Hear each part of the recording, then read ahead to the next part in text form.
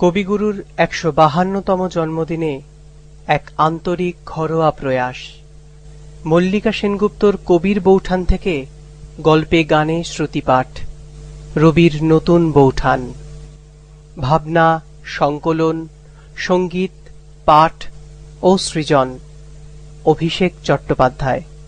গানে দৈপায়ন পাল, তন্ময় চট্টোপাধ্যায় এবং অভিষেক চট্টোপাধ্যায়। বিশেষ কৃতজ্ঞতা স্বাগতালক্ষ্মী দাশগুপ্ত। কবিগুরুর ১৫২তম জন্মদিনে এক আন্তরিক ঘরোয়া প্রয়াস। রবির নতুন বৌঠান।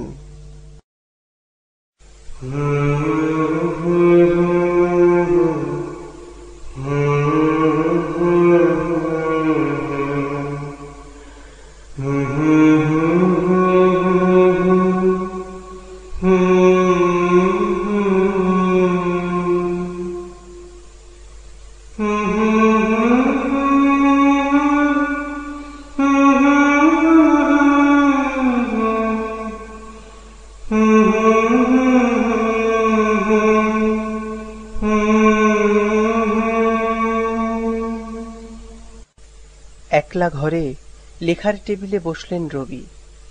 চোখ বন্ধ করলে খাতায় কাদম্বরীর মুখ ভেসে ওঠে।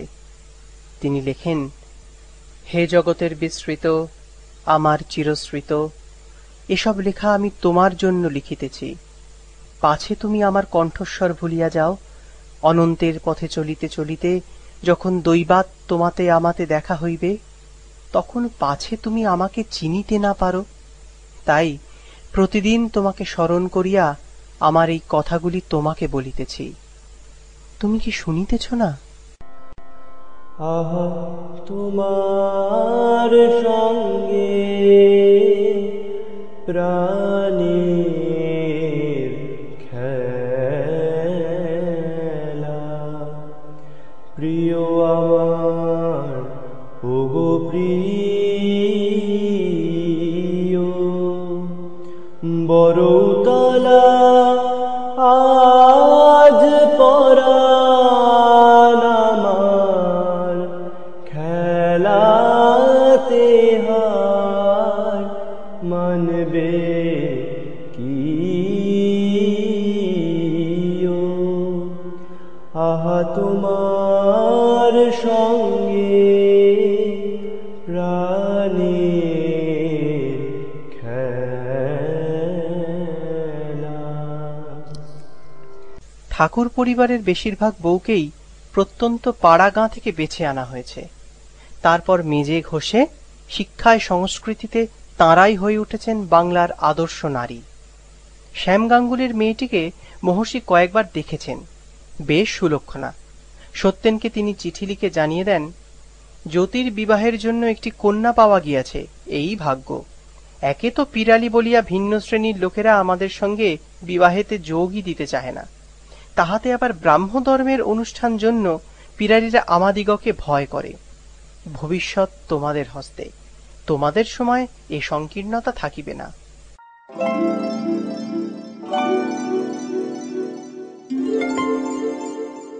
হতাশ সত্যেন্দ্র স্ত্রীকে লিখে পাঠালেন, তবে নতুনের বিবাহের ধুম লাগিয়া গিয়াছে।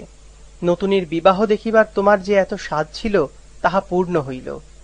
শ্যামবাবুর মেয়ে মনে করিয়া আমার কখনোই মনে হয় না যে ভালো মেয়ে হইবে।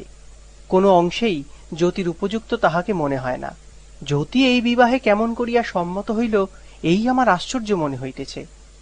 কিন্তু সত্যেন ও জ্ঞানদার অপছন্দে নতুন মানে জ্যোতিরিন্দ্রনাথের বিয়ে আটকে থাকল না।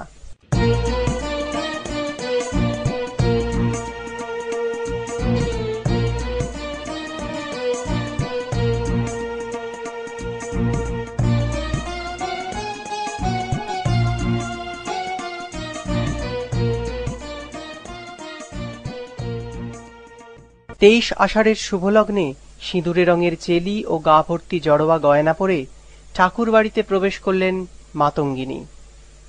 ঠাকুরবাড়ির কৃপায় মাতঙ্গিনীর নাম গেল বদলে। তিনি হলেন কাদম্বরী। সাজের কি বাহার! গলায় চিক ও ঝিলদানা হার, হাতে চুড়ি, জড়োয়া কঙ্কন ও বাজুবন্ধ, কানে বীরবৌলি ও কানবালা, পায়ে নুপুর ও চুটকি, কোমরে চাবি ও গোট, মাথায় জড়োয়া সিঁথি ও টিকলি। এবাড়ির রীতি অনুযায়ী অধিকাংশ গয়নাই দেবেন্দ্র যৌতুক হিসেবে দিয়েছেন। জ্যোতির বয়স 19, কাদম্বরীর 9 বছর। জ্ঞানদার আশঙ্কা ছিল অশিক্ষিত বালিকাকে পছন্দ হবে না জ্যোতির। সে ভয় মিথ্যে করে নববধূকে দেখে জ্যোতিরিন্দ্রের মন রোম্যান্টিকতায় দুলে উঠল। এই শ্যামল বালিকাকে তিনি নিজের মতো করে গড়ে পিঠে নেবেন। মেজ বৌঠান জ্ঞানদানন্দিনী যশোর থেকে এসে যদি আভিজাত্যের শিরোমণি হতে পারেন, নতুন বউও নিশ্চয়ই পারবে। আর নববধূকে দেখে তার চেয়ে 2 বছরের ছোট দেওর রবির মনে হল রূপকথার রাজকন্যা এসেছেন বাড়িতে। কি যেন অজানা পুলকে শিউরে ওঠে বালকের মন।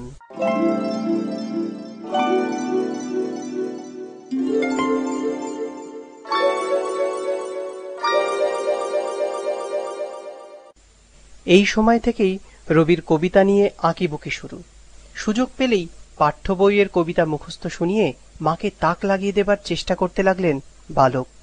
ভেতর মহলের ছলছুতোয় মায়ের কাছে গেলে কিশোরী নতুন বৌঠানের সঙ্গে মাঝে মাঝেই দেখা হয়ে যায় সমবয়সী দেওরটির। চোখে চোখে বন্ধুত্ব গড়ে ওঠে, বুক কেঁপে ওঠে অজানা রোমাঞ্চে, আর রবির গোপন খাতা ভরে ওঠে কবিতায় কবিতায়। নতুন বৌঠানের ঘরের কাচের আলমারিতে বিচিত্র চিনেমাটির খেলনার ঝলক চোখে পড়ে। ওই রহস্যময়ীর সঙ্গে গল্প করতে বড় ইচ্ছে হয় রবির, কিন্তু কথা বলতে গেলেই বর্ণদিদি কেন যে এমন তেড়ে আসে। মেয়েদের সৌভাগ্যকে একটু ঈর্ষাও হয়। আজকাল একসঙ্গে গুরুমশায়ের কাছে পাঠ নিতে বসেন তারা, কিন্তু পড়া শেষ হলে রবি, সোম ও সত্যকে যখন স্কুলের কয়েদখানায় পাঠানো হয়, বর্ণ তখন বেনি দুলিয়ে এবং নতুন বৌঠান ঘোমটা টেনে অন্দরের স্বর্গরাজ্যে চলে যান। এই মনের দুঃখ কাকেই বা জানাবেন রবি?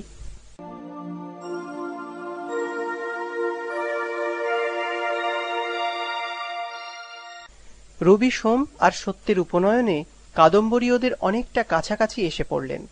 সারাদিন উপোস করে সন্ধ্যায় গায়ত্রী মন্ত্র জপের পর যখন নতুন বৌঠানের হাতে রেঁধে দেওয়া হবিষ্যান্ন মুখে দিলেন, রবির মনে হল অমৃত খাচ্ছেন।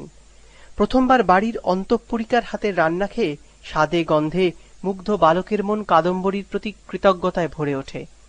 সমবয়সী কাদম্বরীকে যেন বালকদের চেয়ে অনেক বেশি পরিণত মনে হয়। অন্তঃপুরের শিক্ষায় এবং স্বপ্রতিভতায় তিনি শুধু বালকদেরই নন, ঠাকুরবাড়ির অন্তঃপুরিকাদের মন জয় করে নিচ্ছেন।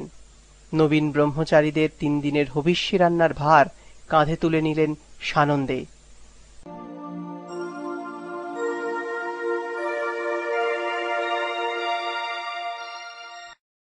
জোড়াসাঁকোর পাঠশালাতেই ঠাকুরবাড়ির ছেলে পুলে বউ মেয়েদের প্রাথমিক শিক্ষা শুরু। কিন্তু রবির দুশ্চিন্তা যে পড়া শেষ হলেই স্কুলে যেতে হবে। ও জায়গাটা তাঁর মোটেই পছন্দ নয়। বর্ণদিদিরা চিন্তা কি, তিনি তো পড়ার পর অন্দরমহলে আরামে ঢুকে পড়বেন। নতুন বৌঠানের সঙ্গে গল্পের লোভে রবি 2-1 দিন ওদের পিছু পিছু ঢুকতে চেষ্টাও করেছেন, কিন্তু নিষ্ঠুর বর্ণদিদির তাড়নায় ফিরে আসতে হয়েছে সেই চাকর মহলেই। মাস্টারমশাই এলে কাদম্বরীয় ছাত্র দলে যোগ দিলেন। আজকের পাঠ মেঘনাদ বধ কাব্য। সেই কঠিন পাঠ্য মাস্টারমশায়ের ততোধিক কঠিন পাঠে ছাত্রদের মাথার ওপর দিয়ে উড়ে যেতে লাগলো। কাদম্বরীর হাতে রবি একটি চিরকুট গুঁজে দিলেন, তাতে লেখা, কি বুঝিতেছ? তৎক্ষণাৎ চিরকুটের উত্তরও পেয়ে গেলেন রবি। বুঝিলাম, তুমি রাবণ আর আমি অশোক বনে বন্দিনী সীতা। রামচন্দ্র কবে উদ্ধার করিবেন সেই অপেক্ষায় আছি। কিশোর রবির মনে দাগা লাগে। নতুন বৌঠান কেন তাকেই রাবণ ভাবলেন? রবির মধ্যে রামচন্দ্র হওয়ার কোনো যোগ্যতাই কি তার চোখে পড়ল না?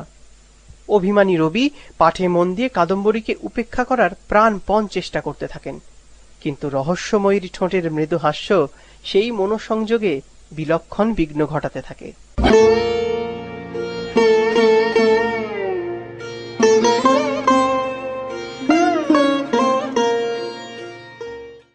1876 সাল। ইংল্যান্ডের রানী ভিক্টোরিয়া ভারত সম্রাজ্ঞী উপাধি নিয়ে সাড়ম্বরে সে কথা ঘোষণা করলেন কলকাতায়।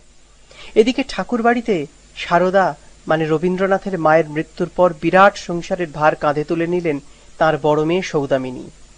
অন্যদিকে মাতৃহারা রবিকে খাইয়ে পড়িয়ে কাছে টেনে নিলেন কাদম্বরী। নতুন বৌঠানের এই আন্তরিক চেষ্টার মধ্যে দিয়েই নারীর কোমলতার প্রথম স্বাদ পাচ্ছেন রবি। মেজ বৌঠান বোম্বাই থাকায় যদিও এখন স্ত্রীর প্রতি পুরোপুরি মনোযোগী ও নির্ভরশীল। দুই তেজি নারীর অনুপস্থিতিতে ঠাকুরবাড়ির অন্দরে নতুন তারকার মতো ক্রমশ উজ্জ্বল হয়ে উঠছেন কাদম্বরী। তেতলার ছাদের উপর তার ঘর ও বাগান, সেটাই হয়ে উঠল জ্যোতির গান ও কবিতার কর্মশিবির। আর রবি সেই ঘরে সর্বক্ষণের অতিথি। জ্যোতি আর কাদম্বরীর উৎসাহে এখন বাড়িতে অন্দরমহলের পর্দা যেন উঠে গেছে। জীবনের প্রথম 10 বছর বাড়ির রূপরস গন্ধ আনন্দ বেদনার মূল স্রোত থেকে বিচ্ছিন্ন রবি বুভুক্ষের মতো গৃহসুখ আকণ্ঠ পান করতে লাগলেন। নতুন বৌঠানের পুতুলের বিয়েতে প্রধান নিমন্ত্রিত রবি। কাদম্বরীর হাতে চিংড়ি মাছের চচ্চড়ির সঙ্গে লঙ্কা মাখা পান্তা ভাত, আহা, সেই আয়োজনই হয়ে ওঠে অসাধারণ। পরের দিন ঘরের সামনে বৌঠানের চটিজোড়া না দেখতে পেয়ে মুখ গোমড়া হয়ে যায় রবির। নিশ্চয়ই তাকে না বলে কোথাও নেমন্তন্ন রাখতে গেছেন। ফিরে আসতেই পুতুলের গয়না লুকিয়ে সেই ছুতে ঝগড়া শুরু করলেন রবি। আমি কি তোমার চৌকিদার? তুমি না থাকলে তোমার ঘর কে সামলাবে? কাদম্বরী হেসে বললেন, তোমাকে সামলাতে হবে না রবি, তুমি নিজের হাত সামলাও।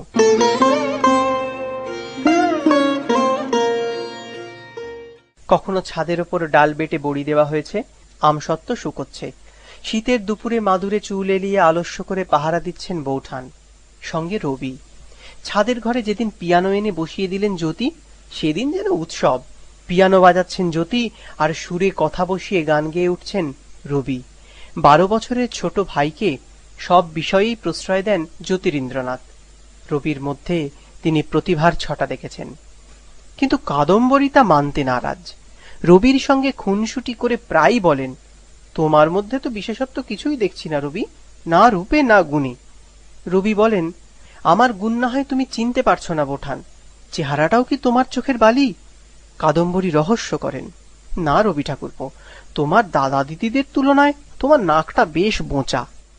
না হয় নাক বোঁচাই হলো, তা বলে আমি কি দেখতে খারাপ? রবিও উস্কে দিয়ে নিজের চেহারার কথা শুনতে চান বৌঠানের মুখে। কাদম্বরীও চোখ নাচিয়ে বলেন, গায়ের রং ময়লা, মা এত রূপটান মাখিয়েও রং ফেরাতে পারেননি। পুরুষের আবার রং লাগে নাকি বোঠান? ইংরেজি সাহিত্যে পড়ছো না টল ডার্ক হ্যান্ডসাম নায়কদের গুণগান? রবি এবার টক্কর দিয়েছেন। কাদম্বরী ঠেস দেন, ইস, খুব নায়ক সাজার শখ না? কিসে নায়ক হবে? কবিতা লিখে? পারবে বিহারীলালের মতন কবিতা লিখতে? রবি মনে মনে প্রতিজ্ঞা করেন, পারতেই হবে। বৌঠানের কাছে একদিন না একদিন নিজেকে প্রমাণ করবেন তিনি। কাদম্বরীর ছুড়ে দেওয়া চ্যালেঞ্জ থেকেই রবির ছোট্ট নীল খাতাটি ভরে উঠতে থাকে কবিতায় কবিতায়।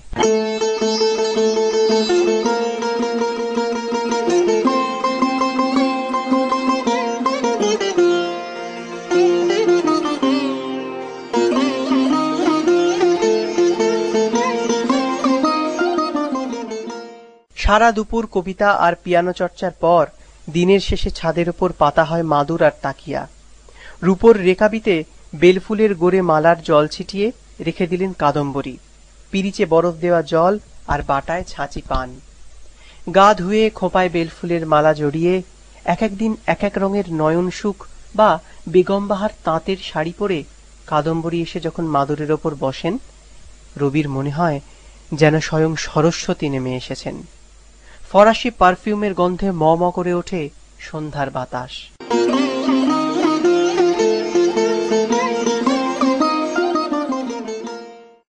জ্যোতি আসেন ধুতি বা পাজামার ওপর গায়ে পাতলা একটা উড়নি জড়িয়ে, অল্প আতর মেখে। রবি আসেন গলায় গান নিয়ে। যদিও তার গানকে বিশেষ মূল্য না দিয়ে বৌঠান উৎসুক থাকেন জ্যোতির কণ্ঠসুধার জন্য। ঠাকুর বাড়ির সবচেয়ে রূপবান গুণবান যুবকটিকে স্বামী হিসেবে পেয়েছেন কাদম্বরী। নিজেকে রূপকথার রাজকন্যা মনে হয় তার। প্রথম প্রথম তার ভয় ছিল, স্বামীর যোগ্য হতে পারবেন তো? জ্যোতি যদি তাকে উপেক্ষা করতেন, আত্মহত্যা করবেন ভেবে রেখেছিলেন কাদম্বরী।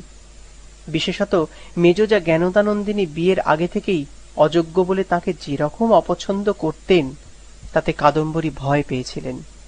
কিন্তু জ্যোতির আদরে সোহাগে তিনি এখন পৃথিবীর সবচেয়ে সুখী রমণী।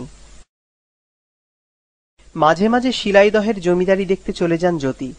কখনো কখনো নিজের লেখা নাটকের রিহার্সালে আটকে গিয়ে বাড়ি ফেরা হয় না। তখন কাদম্বরীর বড় একলা লাগে, আর সেই বিরহিণী বৌঠানের মনোরঞ্জনের আপ্রাণ চেষ্টা করতে থাকেন রবি।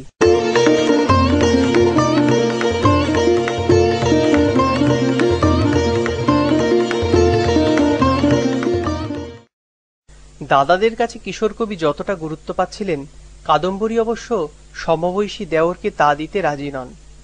রবির সঙ্গে কাদম্বরীর একদিন তর্ক বেঁধে যায় জোর। বিষয়টা পাখি পোষা। ধনী ঘরের মেয়ে বউরা আজকাল বারান্দায় খাঁচার পাখি ঝুলিয়ে রাখেন। খাঁচার কোকিলের ডাক শুনলে রবির অসহ্য লাগে। কোথা থেকে একটা চীন দেশে শ্যামা পাখি এনে পুষতে শুরু করেছেন কাদম্বরী। রবি ঝগড়া বাঁধিয়ে দিলেন তার সঙ্গে। খাঁচার পাখির কষ্টে তোমার মন খারাপ হয় না? ওকে ধরে রেখেছো কেন? ছেড়ে দাও। কাদম্বরী জবাব না দিয়ে পাখিকে দানা দিতে থাকেন। রোজ সকালে এক পোকাওয়ালা আসে পাখির জন্য ফড়িং পোকামাকড় জোগাতে। পোকাওয়ালার সঙ্গে কথায় ব্যস্ত হয়ে যান তিনি, আর রবির রাগ বাড়তে থাকে। রবি বললেন, উত্তর দিচ্ছ না কেন? জ্যোতি দাদা কিন্তু আমার সব প্রশ্নের জবাব দেন। কিসের জবাব শুনি? সব কাজের কৈফিয়ত দিতে হবে নাকি তোমাকে? ঝাঁঝিয়ে ওঠেন কাদম্বরী। আমারও তো সময় নেই, দেখছো না কাজ করছি। রবি মনে মনে রেগে যান, কিন্তু বউঠানের কাছে নতি স্বীকার করা চলবে না। তিনিও ঝাঁঝিয়ে উত্তর দেন, কাজ না অকাজ, অসহায় প্রাণীগুলোকে খাঁচায় বেঁধে রেখে আবার কাজ দেখানো হচ্ছে। পাখি পোষা খারাপ কাজ? দেখছো না কত আদর যত্ন করছি। কাদম্বরী একটু আপোষের সুরে বলেন, রবি ছাড়ার পাত্র নন, আজ তিনি হেস্তনেস্ত করেই ছাড়বেন। শুধু পাখি, তুমি যে কাঠবেড়ালি দুটোকে পুষ্যি নেবার নাম করে খাঁচায় পুরেছ। বনের প্রাণীকে বন্দি করা তোমার ভারী অন্যায়। কাদম্বরী চোখ পাকিয়ে দেবরটিকে বলেন, তোমাকে আর গুরুমশাইগিরি করতে হবে না, আমার ন্যায় অন্যায় আমি বুঝব। একে তো ঠিক জবাব বলা যায় না। বড় হওয়ার সুযোগে বৌঠান তার সিদ্ধান্ত জানিয়ে দিলেন, কিন্তু রবির মন মানে না। এটা যে অন্যায় সেটা বৌঠান বুঝবেন না কেন? জ্যোতি দাদাকে বলেও কোনো লাভ হবে না, তিনি তো আবার হরিণ পুষেছেন। হয়তো তর্ক এড়াতে বৌঠানের মতোই মত দেবেন। রবি তখনকার মতো চুপ করে গেলেন, কিন্তু এক ফাঁকে চুপি চুপি খাঁচা খুলে ছেড়ে দিলেন বনের প্রাণীদের। তারপর দেওর বৌঠানের ঝগড়া থামায় কে? অবশ্য জ্যোতিকে আসরে নামতে হয়েছিল সেই ঝগড়া থামাতে।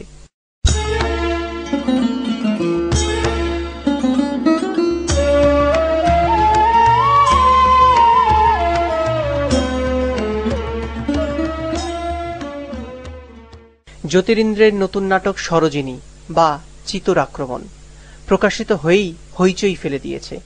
নাটক মঞ্চস্থ হচ্ছে গ্রেট ন্যাশনাল থিয়েটারে। প্রধান ভূমিকায় নটি বিনোদিনী। এই নাটকের একটি গান রবির লেখা। ভাইয়ের প্রতি অনুরাগ বশত জ্যোতি তাকে গান লেখার দায়িত্ব দিয়েছেন, আর রবি এই অভাবিত সুযোগ পেয়ে নিজের সৃজনী শক্তি নিংড়ে গানটি রচনা করেছেন। যদিও রবির গান লেখা নিয়ে কাদম্বরীর আপত্তি ছিল, তার মতে এই নাটকটি জ্যোতির সেরা রচনা। এত গুরুত্বপূর্ণ একটি নাটকে নটি বিনোদিনীর কণ্ঠে যে গান গাওয়া হবে সেটা রবিকে লিখতে দিয়ে যথেষ্ট অবিবেচনার কাজ করেছেন জ্যোতি। গানটা তার নিজেরই লেখা উচিত। নাটক এবং নাটকের ওই বিশেষ গানটি দর্শকদের মাতিয়ে দিল। যে দৃশ্যে চারিদিকে ধুধু চিতা জ্বলছে, আর রাজপুত মেয়েরা কেউ শাড়ি পরে কেউ বা ফুলের গয়নায় সেজে গান গাইতে গাইতে চিতারোহণ করছেন, সেই গানটি রবির লেখা। জল জল চিতা দ্বিগুণ দ্বিগুণ পরানো সপিবে বিধবা বালা। জল জল চিতা দ্বিগুণ দ্বিগুণ পরানো সপিবে বিধবা বালা। জ্বলুক জ্বলুক চিতার আগুন, জ্বলুক জ্বলুক চিতার আগুন, জুড়াবে এখনি প্রাণের জ্বালা। জল জল চিতা দ্বিগুণ দ্বিগুণ পরানো সপিবে বিধবা বালা। শোন রে যবন শোন রে তোরা, যে জ্বালার হৃদয়ে জ্বালালি সবে। শোন রে যবন শোন রে তোরা, যে জ্বালার হৃদয়ে জ্বালালি সবে। সাক্ষী রলেন দেবতা তার, এর প্রতিফল ভুগিতে হবে। সাক্ষী রলেন দেবতা তার, এর প্রতিফল ভুগিতে হবে। জল জল চিতা দ্বিগুণ দ্বিগুণ পরানো সপিবে বিধবা বালা। দেখ রে জগৎ মেলিয়ে নয়ন, দেখ রে চন্দ্রমা দেখ রে গগন। দেখ রে জগৎ মেলিয়ে নয়ন, দেখ রে চন্দ্রমা দেখ রে গগন। স্বর্গ হতে সব দেখো দেবগণ, স্বর্গ হতে সব দেখো দেবগণ। জলদ অক্ষরে রাখো গো লিখে, স্বর্গ হতে সব দেখো দেবগণ। জলদ অক্ষরে রাখো গো লিখে। স্পর্ধিত যবন তোরাও দেখ রে সতীত্ব রতন করিতে রক্ষণ, স্পর্ধিত যবন তোরাও দেখ রে সতীত্ব রতন করিতে রক্ষণ। রাজপুত সতী আজিকে কেমন সপিছে পরাণ অনল শিখে, রাজপুত সতী আজিকে কেমন সপিছে পরাণ অনল শিখে। জল জল চিতা দ্বিগুণ দ্বিগুণ পরাণ সপিবে বিধবা বালা, জ্বলুক জ্বলুক চিতার আগুন, জ্বলুক জ্বলুক চিতার আগুন, জুড়াবে এখনি প্রাণের জ্বালা। জল জল চিতা দ্বিগুণ দ্বিগুণ পরাণ সপিবে বিধবা বালা। স্টেজে সত্যি আগুন জ্বালানো হতো। মেয়েরা গান গাইতে গাইতে ঝুপ করে আগুনে ঝাঁপ দিচ্ছে, আর পিচকিরি করে কেরোসিন ছিটিয়ে আগুন দাউ দাউ জ্বলে উঠছে। অভিনেত্রীদের গায়ে আঁচ লাগছে, চুল পুড়ে যাচ্ছে, কারো কোনো ভ্রুক্ষেপ নেই। দেশপ্রেমের উত্তেজনায় তারাও শরীর।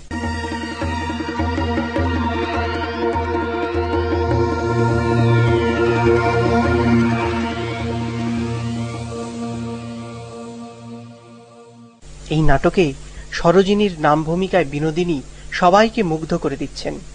নাট্যকার স্বয়ং মুগ্ধ বিস্ময়ে তাকিয়ে থাকেন বিনোদিনীর দিকে। তার হৃৎস্পন্দন বেড়ে যায়, বুক ধুক ধুক করে। রবি বৌঠানকে কটাক্ষ হেনে বলেন, কি বৌঠান, একেবারে হেলা ফেলা করার মতো নয়, কি বলো? মন্দ নয়। কাদম্বরী হেসে তার পিঠ চাপড়ে দিলেন, তোমার একটা পুরস্কার পাওনা হলো। কি পুরস্কার দেবেন বৌঠান? রবি কৌতূহলে ছটফট করতে থাকেন কয়েকদিন ধরে। তার ঘুরঘুর করা দেখে বেশ মজা পান কাদম্বরী, কিন্তু রহস্য ভাঙেন না।